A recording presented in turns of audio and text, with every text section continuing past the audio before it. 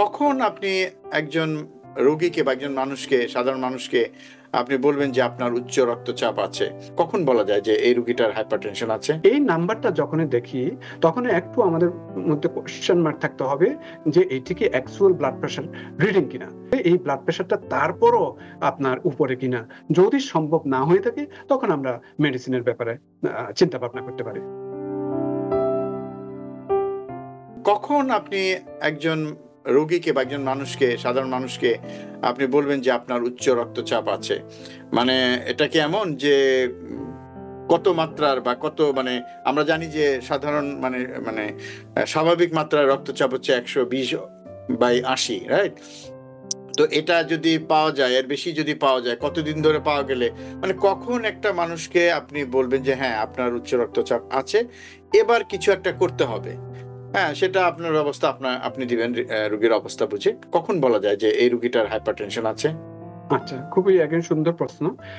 যখন আমাদের কাছে কোনো পেশেন্ট আসে এবং ব্লাড প্রেশারটা কিরকম না কিরকম, প্রথমত পেশেন্ট অলরেডি জানেন যে উনার কিরকম সিম্পটম হচ্ছে কি না হচ্ছে, যেটি আপনি কিছুক্ষণ আগে বললেন। সিম্পটম হওয়া মানে তার মানে একটা রেড ফ্ল্যাগ সাইন, যেমন আপনার ঘাড় ব্যথা বলুন কিংবা মাথা ব্যথা বলুন কিংবা আপনার নাক দিয়ে একটু রক্ত বের হচ্ছে বলুন কিংবা চোখটা লাল বর্ণ হয়ে গেছে, মুখটা ফাঁস হয়ে যাচ্ছে বা এই ধরনের অনেক কিছু, বা স্লাগিশ ফিল করছেন, ঘুমটা ঠিকমতো হচ্ছে না, এই ধরনের অনেক ধরনের সিম্পটম হতে পারে, ভেগ সিম্পটম। কিন্তু যাদের সিম্পটম হয় না, ডাক্তারের কাছে গেলেন কোনো না কোনো কারণে, দেখলেন যে ব্লাড প্রেশারটা আপনার হাই। হাই বলতে কি বোঝাচ্ছি, ধরুন 140/90, 90টা হচ্ছে যে ডায়াস্টোলিক আর উপরেরটা হচ্ছে যে সিস্টোলিক ব্লাড প্রেশার।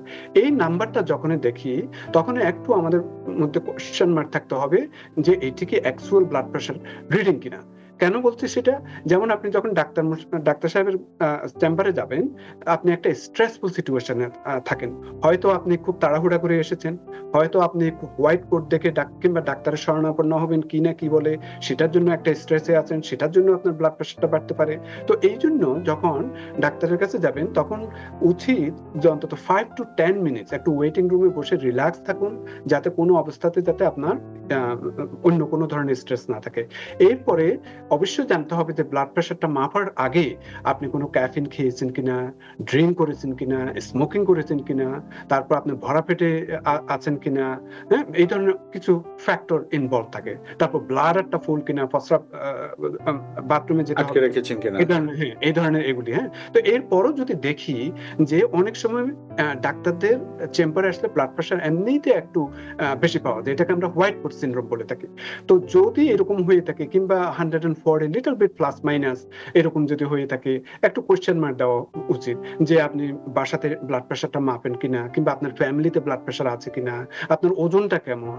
তো এই ধরনের কিছু প্রশ্ন করা যেতে পারে। এরপরও যদি আপনার যদি 140/90 কিংবা প্লাস মাইনাস একটু যদি হয়ে থাকে, পরবর্তী ভিজিটটা আবার 2 সপ্তাহ পরে আবার আসা দরকার এবং এটা মাপা দরকার। এবং এট দ্য সেম টাইম যদি সম্ভব হয়ে থাকে বাসাতে যে ব্লাড প্রেশারের একটা ডায়েরি যদি করা যায়, তাহলে বোঝা যাবে যে ব্লাড প্রেশারটা হচ্ছে কিনা। যদি 2টা বা 3টা রিডিং যদি এইভাবে দেখা যায় কিংবা সিম্পটম হয় কিংবা ফ্যামিলিতে এই ধরনের প্রবলেম আছে কিংবা ওনার ওবেসিটির প্রবলেম আছে কিংবা ওনার ল্যাক অফ এক্সারসাইজ কিংবা সেডেন্টারি লাইফস্টাইলে অভ্যস্ত কিংবা ধরুন অনেকের জব খুবই স্ট্রেসফুল সিচুয়েশন কিংবা ধরুন অনেক বসে বসে কাজ করেন, সেটি ট্যাক্সি ড্রাইভিং হোক কিংবা কম্পিউটারে হোক, যেটাই হোক। তো এরকম অনেক কিছু হলে তখন চিন্তা করা যায় যে হয়তো আপনাকে কি মেডিসিন দিতে হবে কি দিতে হবে না। প্রথমেই অ্যাগেইন এটাকে ডায়েট লাইফস্টাইল মডিফিকেশন করে এটি চেঞ্জ করা যায় কিনা, সেটাই আমাদের নাম্বার 1 গোল থাকবে। কারণ আমরা কেউ চাই না মেডিসিন খেতে, কেননা মেডিসিন একটা হয়তো লং টাইম প্রসেস, হয়তো কোনো সাইড এফেক্ট হতে পারে, হয়তো এটা কমপ্লায়েন্সের ইস্যু হতে পারে, প্লাস পেশেন্টেরা অনেক সময় মেডিসিনের উপর নির্ভর থাকতেও চান না, ভয় পেয়ে যান। তো এই জন্য সব সময় একটা ডায়েট লাইফস্টাইল মডিফিকেশন যদি করা যায়, আপনার যদি সল্ট ইনটেকটা যদি কমানো যায়, একটু হেলথি যদি ফুড যদি করা যায়, তাহলে দেখা যে এই ব্লাড প্রেশারটা তারপরও আপনার উপরে কিনা। যদি সম্ভব না হয়ে থাকে তখন আমরা মেডিসিনের ব্যাপারে চিন্তা ভাবনা করতে পারি। আচ্ছা, অনেক ধন্যবাদ। এক্ষেত্রে আমার একটা প্রশ্ন, আপনি যখন বলেন যে 140/90, তো এটা যখন হয় আপনার লাইফস্টাইল মডিফিকেশন বা খাবার দাবার, এক্সারসাইজ এগুলি শুরু করা, এগুলো করে না হয় দেখলাম, কিন্তু যদি এর চেয়ে অনেক বেশি থাকে, আপনি কোনো একটা সময় হয়তো রোগী জানেন না, কিন্তু তার রক্তচাপ এর চেয়ে অনেক বেশি, সেক্ষেত্রে কি সরাসরি ওষুধে যান? এক্সেলেন্ট প্রশ্ন সজল ভাই। খুবই সুন্দর প্রশ্ন। 160 ধরুন, আপনার 160 ওভার 95 বা 100, সাধারণত এত ব্লাড প্রেশারটা এটা সাধারণত কখনো ডাক্তারের কাছে আসে এত হয় না। হ্যাঁ? আচ্ছা। কিন্তু এরপরও এই সময় কিন্তু আপনার অটোমেটিকলি আপনার মেডিসিন নেওয়াটা উচিত। কিন্তু হুম, হুম। এরপর অনেক সময় পেশেন্টেরা খুব ঘাবড়িয়ে যান যে এত প্রেশার হলো কেন? তখন উনারা হয়তো অনেক এক্সকিউজ দিতে চান, বা এটা হয়তো উনাদের এক্সকিউজ খুব ভ্যালিডও। হ্যাঁ? বিভিন্ন হুম। কারণ দেখাতে পারেন, অনেক কারণ আছে। টেনশন। যে আমরা বললাম আরকি, হ্যাঁ? তো হুম, হুম।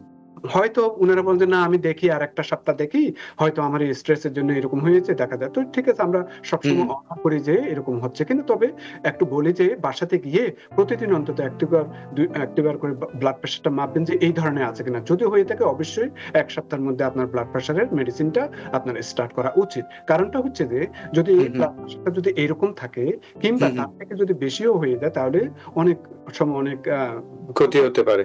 তো এইজন্য এগুলা রিস্ক নেওয়া উচিত না। আর তাছাড়া একটা জিনিস বলব, ব্লাড প্রেশারের মেডিসিন, ব্লাড প্রেশার এখন প্রায় ঘরে। ব্লাড প্রেশারে আপনি সামান্য একটু মেডিসিন নিলে আপনার এত চিন্তা করা লাগবে না। যদি ব্লাড প্রেশারটা যদি এত হাই থাকে, আপনি যে চিন্তিত হয়ে যাবেন, সেই চিন্তা আপনার ব্লাড প্রেশার আরো বেড়ে যাবে। আরো বাড়বে। সেটাই। এটা কোনো অর্থই হয় না।